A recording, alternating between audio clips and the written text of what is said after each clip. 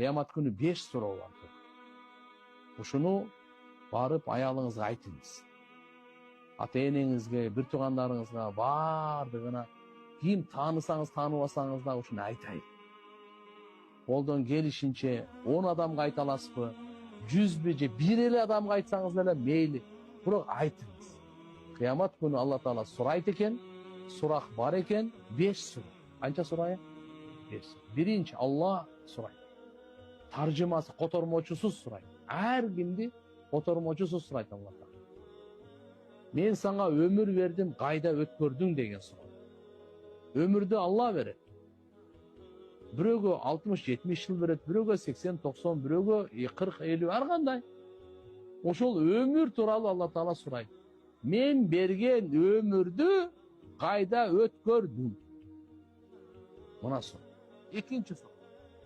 Жаштыгыңды кайда сарптадың? Жаштыкты кайда?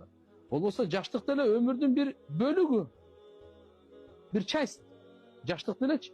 Эмне үчүн жаштыкты өзгөчө сурап атат десе, мына жаштар көбүнчө караңыз, 90% жаштар.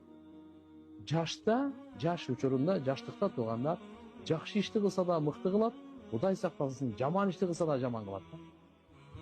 Жаштык, машалла, бул реформа, бул багыт.